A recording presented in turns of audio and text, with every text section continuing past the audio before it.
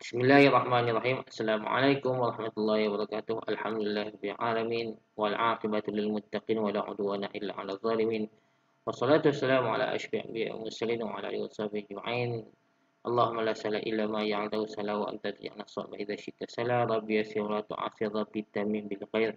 Allahumma inna na'udzubika minal baras wal junun wal juzam min sayyi'il asqam. Allahumma asrif 'anna al-wabala wal fahsya. Amin amin ya rabbal alamin. Alhamdulillah, syukur kepada Allah Subhanahu Wa Taala kerana kegunanya kita bertemu tadi dalam sesi pengajaran Islam. Pada sesi pembelajaran kita pada hari ini, kita akan belajar di bawah bidang adab di bawah tajuk Alam Ceria Hidup Sejahtera. Jadi murid-murid sila buka buku Pendidikan Islam di muka surat 180. Buku teks Pendidikan Islam muka surat 180. Okey. Terus saja. Ini ada kumpulan daripada dua orang. Yang pertama sekali Datuk ni kata, sebagai Muslim, kita bertanggungjawab memelihara dan memelihara alam sekitar kita. Jadi, budak lelaki ni jawab, oleh itu kita perlu sentiasa menjaga kebersihan air, udara dan sumber-sumber alam di sekitaran kita ini. Okey. Kita masuk di muka surat 181. Alam sekitar. Apa maksud alam sekitar? Pengertian alam sekitar. Memelihara alam sekitar membawa maksud menjaga dan melindungi alam sekitar daripada kerosakan. Memelihara ni maksudnya kita menjaga dan melindungi alam sekitar daripada kerosakan. Maksudnya alam sekitar yang ada pada dunia kita ni, sekeliling kita ni, kita kena jaga daripada benda tu rosak. Benda tu dah ada dah, cuma jangan bagi rosak. Itu maksud dia. Memelihara alam sekitar pula bermaksud merawat dan memulihkan alam sekitar agar sentiasa baik. Dia berbeza dengan memelihara. Memelihara tu benda tu sudah ada, jadi kita jaga saja.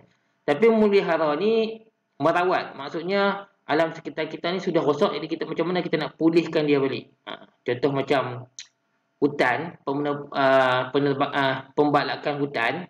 Jadi hutan tu dah rosak sebab ada berlaku pembalakan. Jadi macam mana kita nak pulihkan dia, macam mana kita nak pulih dia balik? Apa yang kita buat? Kita mungkin tanam pokok. Itu dipanggil memelihara. Kalau memelihara, contoh macam hutan yang sudah sedia ada, bagaimana kita nak elakkan hutan tu daripada berlaku pembalakan? Kita nak kekalkan hutan di sana lah. Haiwan-haiwan yang ada tinggal di sana supaya tempat tinggal mereka tak dicerobohi. Okey. Kita masuk dalil kita kena menjaga alam sekitar ini. Firman Allah Ta'ala, A'udzubillahi minasyaitonirrajim, wa la tabghil fasada fil ardh, innallaha la yuhibbul mufsidin. Sadaqallahul azim. Surah Al-Qasas, surah yang ke-28, ayat yang ke-77, membawa maksud, dan janganlah engkau melakukan kerosakan di muka bumi. Sesungguhnya Allah Subhanahu Wa Taala tidak suka orang yang berbuat kerosakan. Dalam ayat ni panjang ni. Jadi titik-titik maksudnya ada ayat lagi sebelum ni. Okey. Dalam ayat ni kata Allah Taala beri nasihat kepada kita supaya kita jangan melakukan kerosakan di muka bumi. Benda yang boleh membuat kerosakan jangan kita buat. Kerana Allah tak suka kepada orang yang suka buat benda yang rosak, tak kira apa-apa pun. Okey. Kita masuk pula kepada hukum. Hukum kita menjaga alam sekitar ini adalah memelihara dan memelihara alam sekitar adalah wajib. Mesti kita menjaga alam sekitar kita ni. Sebab kita ni telah dilantik oleh Allah Subhanahu Taala sebagai khalifah. Khalifah ni penjaga bagi bumi ni. Jadi kita kena jaga bumi kita ni daripada rosak. Bila kalau bumi ni rosak, memang mendatangkan kesan buruk kepada kita dan juga alam sekitar lah. Okey. Jadi dekat sini dia mau masuk alam sekitar ni juga boleh kita bawa maksud keadaan alam sekeliling, merangkumi setiap sumber bumi seperti sungai, laut, hutan, udara dan lain-lain. Alam sekitar ni yang ada dekat sekeliling kita lah, kat dunia kita ni. Sungai, laut, hutan, udara, bukit bukau, haiwan termasuk sekali. Okey, kita masuk pula muka surat 182. Masih lagi perbualan ketika ni program gotong royong di sekolah ni. Mungkin di sekolah ataupun di mana. Tak pasti. Okey. Mari bersama-sama menjaga alam sekitar kita. Jadi budak lelaki ni kata apa? Kawan-kawan, boleh kongsikan adab memelihara dan memelihara alam sekitar kita. Nombor 2, jadi murid jawab, untuk memelihara udara kita hendaklah memperbanyak aktiviti penanaman semula. Yang kedua, tidak melakukan pembakaran terbuka. Untuk nak jaga udara, alam sekitar kita ni ada banyak bahagian. Udara, laut, darat. Kalau kita nak jaga udara persekitaran kita ni, sebab udara kita ni, kita hirup udara kita ni untuk kita bernafas. Kita nak jaga udara kita ni macam mana, apa kita kena buat? Memperbanyakkan aktiviti penanaman semula. Kita kena banyak tanam pokok. Bila kita tanam banyak pokok, jadi udara kita ni akan sejuk. Bila sejuk ni, senanglah kita nak bernafas. Sebab kalau dari sudut sains, kita menyedut oksigen. Dan kita mengeluarkan karbon dioksida. Pokok, dia menyedut karbon dioksida dan membebaskan oksigen. Jadi kita kena seimbang. Kalau kita tak tanam pokok banyak, jadi dia akan menyebabkan karbon dioksida tu terlampau tinggi. Oksigen tu akan berkurangan. Jadi berkurangan ni kita nak benda nyawa pun susah. Udara lepas tu suhu dekat seluruh dunia ni akan jadi panas. Bila panas, macam-macam bala bencana boleh berlaku. Macamlah kita, jadi pokok ni dia sumber bagi sejukkan suhu. Tidak melakukan pembakaran terbuka. Pembakaran terbuka ni macam-macam lah. Kita sampah, kita bakar sampah, asap tu daripada pembakaran sampah tu dia dibebaskan di udara. Bila kita bakar sampah, udara tu dia membebaskan karbon. Bila karbon ni dia akan menyebabkan suhu dunia panas. Bila panas, bala bencana boleh berlaku lah. Jadi elakkan berlaku pembakaran. Kita tahulah asap ni macam mana kan. Kita pun tak suka kalau sudut asap, pedih mata lah dan sebagainya. Boleh menyebabkan batuk. Itu bagi memelihara udara. Nombor 3. Pemeliharaan air pula dapat dilakukan dengan tadi udara. Bagaimana pula dengan air? Air, yang pertama sekali, menggunakan air dengan berjimat cermat untuk mengurangkan kuantiti air yang perlu dirawat. Maksudnya air yang kita guna di paip rumah kita ni, dia asal daripada tadahan air di kolam, mungkin dah dirawat kan. Jadi kita guna air tu dengan berjimat cermat. Jangan guna membazir. Sebab bila kita membazir, air yang bersih kita tu, kita tak guna, memang rugilah. Kita bayar bil air lagi kan. Lepas tu air ni, kalau kita tak berjimat, selain kita nak bayar bil dan banyak, dia rugilah sebab air bersih kan. Dan air ni asalnya daripada air yang ditadah daripada air hujan. Dan air hujan tu, kerajaan Jabatan Bekalan Air tu dia akan rawat. Dia akan letak ubat dan sebagainya supaya air tu menjadi bersih. Dan dia mendatangkan kos yang tinggi jugalah sebab kita nak merawat.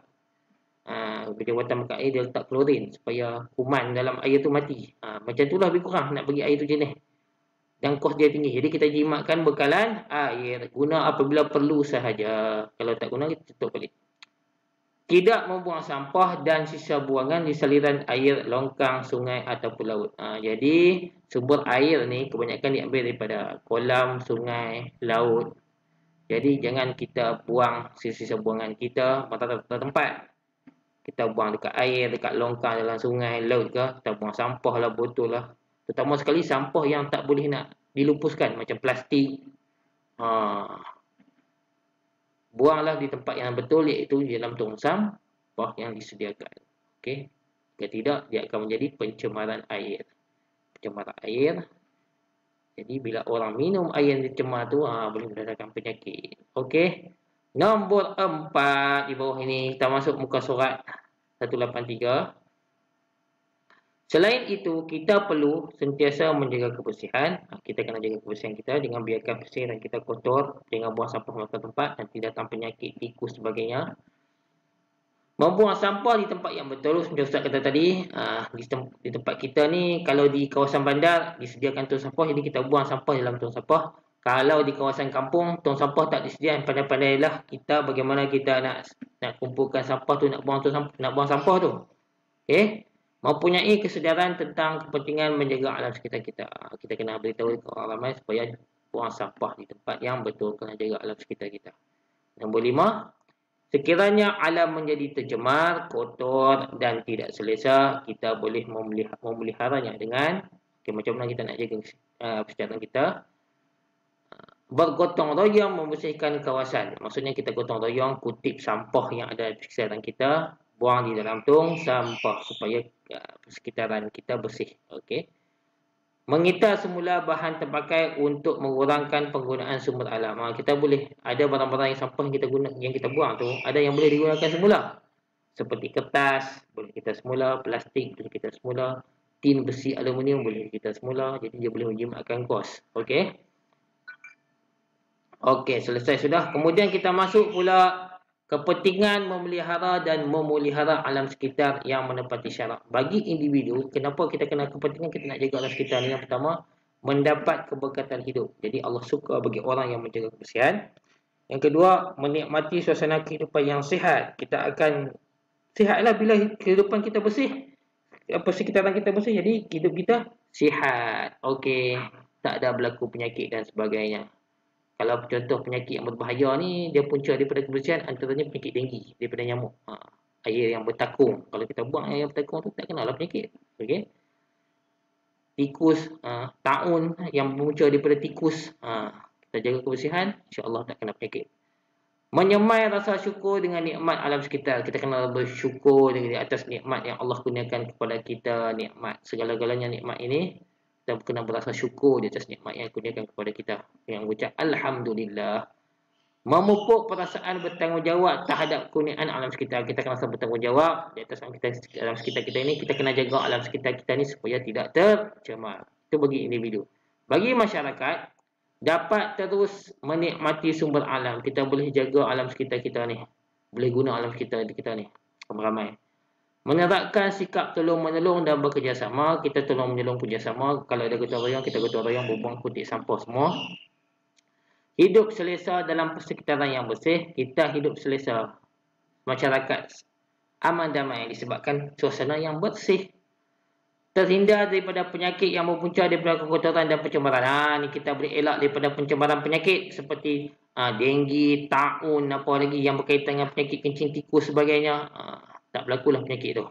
Sebabkan kita menjaga kebersihan.